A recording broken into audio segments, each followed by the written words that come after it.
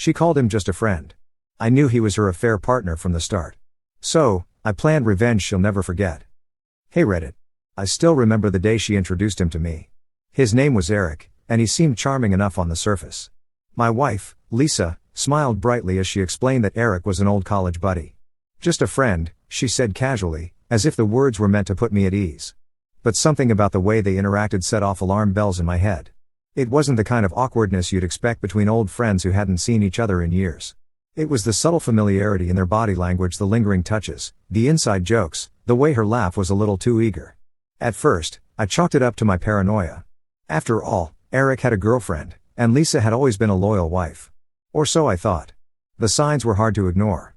Lisa started spending more time on her phone, smiling at texts and getting defensive whenever I glanced in her direction. She'd mention Eric in passing, always making it clear how harmless their friendship was. She even invited him over a few times, under the guise of group hangouts. I played along, smiling through gritted teeth while watching them exchange fleeting glances when they thought I wasn't looking. One night, I decided I couldn't ignore my gut any longer. Lisa had gone out for drinks with her coworkers, or at least that's what she claimed. Her phone buzzed on the counter while she was getting ready, and curiosity got the better of me. I glanced at the screen and saw a message from Eric. It wasn't outright damning, but it was flirtatious enough to confirm my suspicions. That was the moment I decided I wouldn't confront her directly. If she was lying to me, she'd only find ways to cover her tracks. No, I needed to gather evidence first, and then I'd figure out how to handle it. Over the next few weeks, I started paying closer attention. I noticed how she'd suddenly have plans that didn't include me, always with flimsy excuses. I saw how Eric's name popped up more and more in her conversations, as if she were trying to normalize his presence in our lives. I even followed her one night when she claimed she was meeting a friend for coffee. Sure enough, she ended up at a cozy little bar across town, sitting in a dimly lit corner booth with Eric. I sat in my car, heart pounding, as I watched them laugh and lean in close. There was no mistaking the way they looked at each other. It wasn't the look of old friends reminiscing about college days. It was the look of two people who had crossed a line. That's when the idea for my revenge started to take shape. If she wanted to lie and betray me, I wasn't going to let her get away with it. But I didn't want to just confront her and have her deny everything. I wanted her to feel the weight of her choices, to understand what it felt like to be blindsided by someone you trusted. The first step was to gather more evidence. I installed a small camera in the living room, disguised as a random knickknack. It wasn't long before I caught her and Eric sitting on the couch, a little too close for comfort. The footage showed them holding hands and sharing what looked like a passionate kiss. That was all the proof I needed. Next, I created a fake social media profile, a woman named Emily who just so happened to have a lot in common with Eric. I started interacting with him online, liking his posts and sliding into his DMs. To my surprise, he responded almost immediately, and it didn't take long for our conversations to turn flirty. It was almost too easy. Over the course of a few weeks, I built up Emily's persona, making her seem like the perfect woman for Eric. I made sure to drop hints that she was interested in something serious, knowing full well he'd take the bait. Sure enough, he started talking about meeting up, saying how he wasn't sure if his current relationship was what he wanted. Once I had enough incriminating messages from Eric, I set the final phase of my plan into motion. I rented a small studio space and transformed it into a romantic setup: candles, roses, the works. I told Eric that Emily wanted to surprise him with a special night and sent him the address. Meanwhile, I told Lisa I had a surprise for her and convinced her to meet me at the same location. She was hesitant at first, but her curiosity got the better of her. The night of the big reveal, I arrived early and waited in the shadows. Eric showed up first, looking smug and excited. He stepped into the studio, glancing around expectantly. A few minutes later, Lisa arrived, looking confused as she walked through the door. The moment she saw Eric, her face went pale. "What are you doing here?" she asked, her voice trembling. Eric looked just as shocked, stammering something about meeting someone else. That's when I stepped out from the shadows, holding a folder filled with all the evidence I'd gathered: the texts, the photos, the video footage. I dropped it on the table between them and said, "Thought you two might want to see what a great job you've done keeping your secret." Lisa's eyes filled with tears as she tried to explain, but I didn't want to hear it. I told her I'd already contacted a divorce lawyer and that I had no intention of forgiving her. As for Eric, I handed him a printout of his messages with Emily, watching his face crumble as he realized he'd been played. But the cherry on top? I'd invited Eric's girlfriend to the party, too. She walked in just as Eric was trying to salvage what little dignity he had left. Her fury was a sight to behold, and she didn't hold back as she tore into him for his betrayal. I walked out of that studio feeling a strange mix of satisfaction and sadness. Revenge doesn't undo the pain of betrayal, but it does have a way of evening the score. Lisa and Eric had made their choices, and now they were paying the price. In the weeks that followed, I focused on rebuilding my life.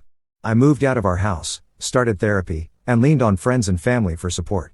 Lisa tried reaching out a few times, begging for another chance, but I knew I couldn't go back to someone who had broken my trust so completely. As for Eric, his relationship was over, and his reputation took a serious hit.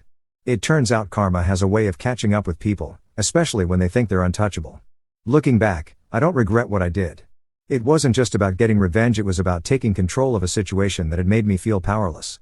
And if nothing else, it taught me a valuable lesson: trust your instincts, because they're usually right. Update. It's been a week since the confrontation, and Lisa has been trying everything to get me to talk to her. She sent dozens of texts, left voicemails, and even showed up at my new apartment unannounced. She's begging for forgiveness, claiming she made a mistake and wants to fix things.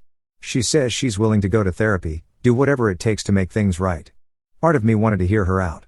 We've been married for 8 years, and it's not easy to throw that away. But then I remembered the way she laughed with Eric, the way she lied to my face for months. I can't get past that. I agreed to meet her, mostly because I wanted closure. We sat in a coffee shop, and she cried as she apologized.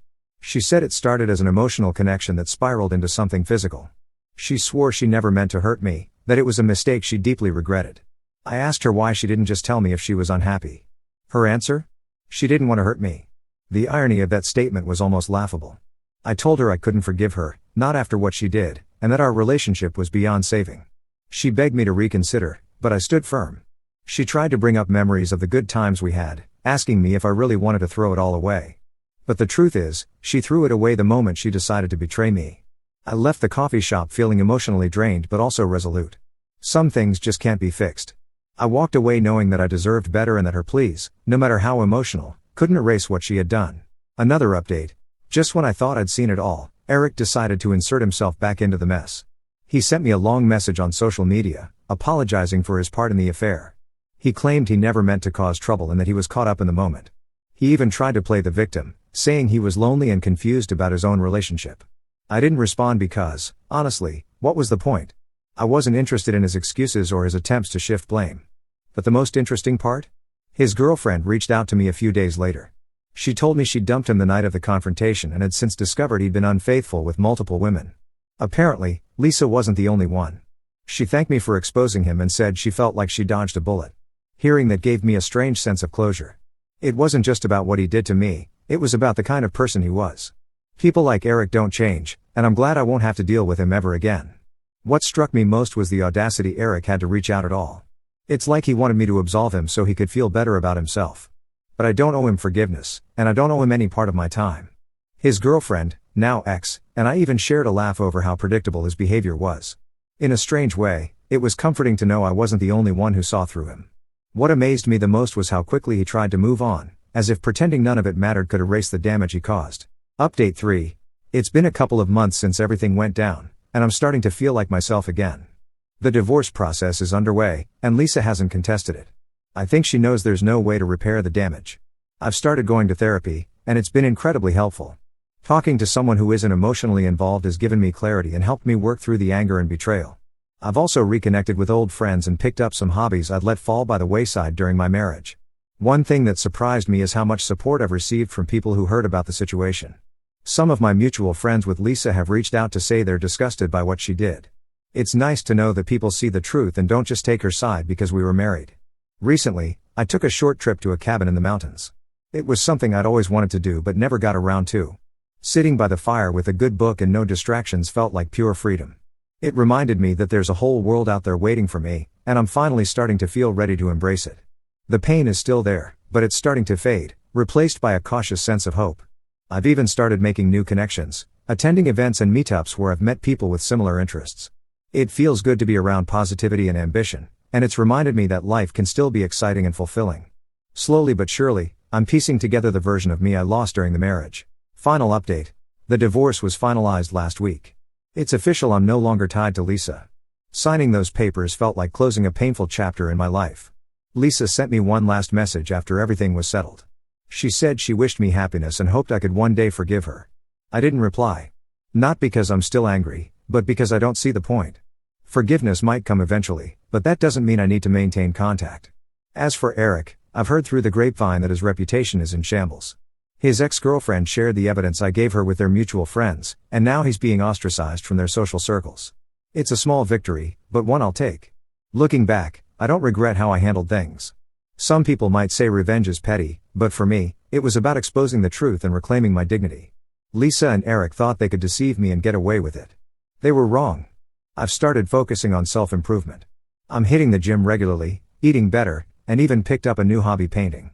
It's something I never thought I'd enjoy, but it's incredibly therapeutic. Each day feels like a small step toward a better version of myself, and that's all I can ask for. I've also realized the importance of setting boundaries and prioritizing my peace of mind. Life is too short to let toxic people take up space in your head. By letting go of the resentment and focusing on the things I can control, I've started to find a sense of inner calm that I didn't think was possible. For the first time in years, I feel like I'm living life on my own terms.